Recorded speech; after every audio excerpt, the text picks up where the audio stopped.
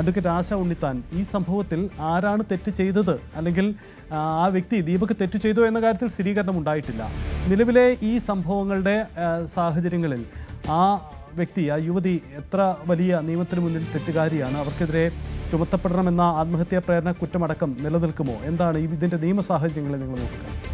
തീർച്ചയായിട്ടും അത് ഒരു വലിയ മാറ്റർ തന്നെയാണ്. പോലീസ് കേസെടുക്കേണ്ടതാണ്. ഒരു എന്താ പറയാ, സൂയിസൈഡിന് വേണ്ടി പ്രേരണ നടന്നിട്ടുണ്ട്. ഇങ്ങനൊരു പ്രശ്നമില്ലായിരുന്നെങ്കിൽ ആ മനുഷ്യൻ ആത്മഹത്യ ചെയ്യായിരുന്നു. അതാണ് ഇത് നോക്കേണ്ട കാര്യം. ഇങ്ങനൊരു വിഷയമില്ലായിരുന്നെങ്കിൽ അയാൾ ആത്മഹത്യ ചെയ്യില്ലായിരുന്നു. അപ്പൊ ഇതാണ് അയാൾ ആത്മഹത്യ ചെയ്യാനുള്ള ഒരു ട്രിഗർ. അപ്പൊ അതുകൊണ്ട് ഈ കേസിൽ ആത്മഹത്യാ പ്രേരണയ്ക്കുള്ള കേസ് എടുക്കുകയും അവരെ അതിന് വേണ്ട കാര്യങ്ങൾ പ്രോസിക്യൂട്ട് ചെയ്യുകയും ചെയ്യേണ്ടത് വളരെ കൃത്യമായിട്ട് ആവശ്യം.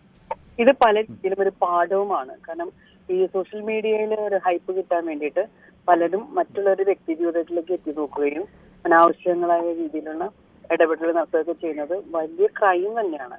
നമ്മളുടെ നാട്ടിലെ IT നിയമമൊക്കെ അഴിച്ചു പണിയേണ്ട സമയം കഴിഞ്ഞു. നമുക്കൊരു സൈബർ എത്തിക്സ് ഇല്ല ഇതുവരെ.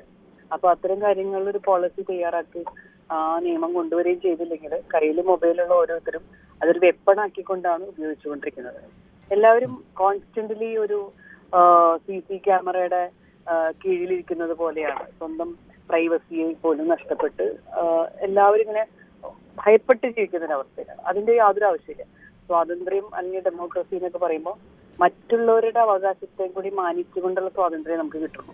എനിക്ക് എന്റെ കൈ നീട്ടിപ്പിടിക്കാൻ അവകാശമുണ്ട്, പക്ഷെ അത് മറ്റുള്ളവരുടെ മൂക്കത്തേക്കാവരുത്. അപ്പൊ അതുകൊണ്ട് ആ ലിമിറ്റേഷൻ കൂടി ബോധ്യപ്പെട്ടുകൊണ്ടുള്ള സ്വാതന്ത്ര്യമാണ് നമുക്കുള്ളത്.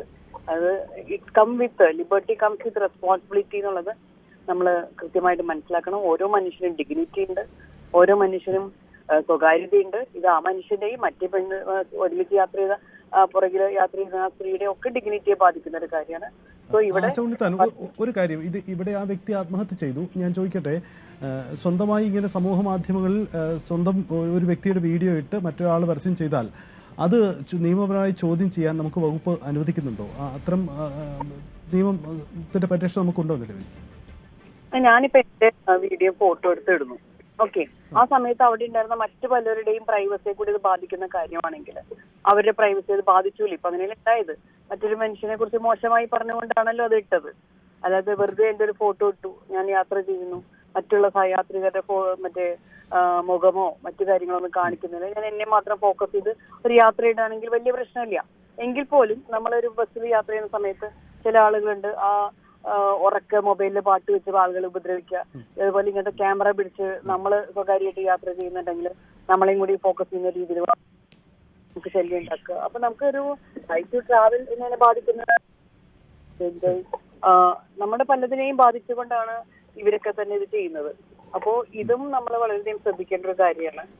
അതൊക്കെ പറഞ്ഞത് ഒരു മൊബൈൽ എത്തിക്കിട്ട് നമ്മൾ വിദ്യാർത്ഥി വരുന്ന കാലം തൊട്ട് അത് റോഡിലെങ്ങനെ പെരുമാറണം, വീട്ടിലെങ്ങനെ പെരുമാറണം എന്നതിനൊപ്പം തന്നെ മൊബൈൽ ഉപയോഗിച്ചിട്ട് എങ്ങനെ പെരുമാറണം എന്നുള്ളതുണ്ട്. ഡ്രൈവിംഗ് അറിഞ്ഞാൽ പോരാ, നിയമങ്ങൾ കൂടി അറിയണം, എന്നാലേ റോഡിൽ ഓടിക്കാൻ പറ്റുള്ളൂ. അതുപോലെ മൊബൈലും തുടങ്ങിയിട്ടുള്ള സാങ്കേതിക വിദ്യ ഉപയോഗിക്കുമ്പോൾ സൈബർ നിയമങ്ങളെ പഠിപ്പിക്കുകയും അതിന് വേണ്ടുന്ന സൈബർ പ്രോട്ടോകോൾ ഉണ്ടാക്കുകയും വളരെ മസ്റ്റാണ്. ലോകത്തിലെ രാജ്യങ്ങൾ ചെയ്യുന്നുണ്ടല്ലോ, നമ്മൾ എന്തുകൊണ്ട് മാത്രം അങ്ങനെ ചെയ്യുന്നില്ല? അതൊരു വലിയ വിഷയമല്ലേ. ശരി, വളരെ നന്ദി ആശ ഉണ്ണിത്താൻ പ്രതികരിച്ചതിന്. എന്തായാലും ഒരു മൊബൈൽ ഫോൺ കയ്യിലുണ്ടെന്ന് കരുതി എല്ലാമായി അതുപയോഗിച്ച് ഇങ്ങനെ ചെയ്യാമെന്ന് കരുതുന്നവർക്കുള്ള ഒരു മുന്നറിയിപ്പ് കൂടിയാണ് ഈ സംഭവം മാറുന്നത്. മരണപ്പെട്ട ദീപകിൻ്റെ കുടുംബാംഗം സനീഷ് നമുക്കൊപ്പം ചേരുന്നുണ്ട്.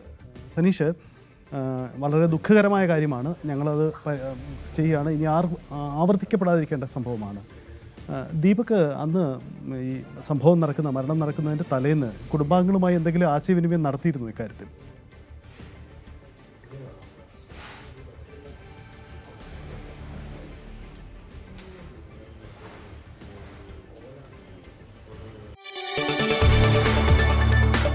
കൂടുതൽ വാർത്തകൾക്ക് News18 Keralam YouTube channel subscribe ചെയ്യുക.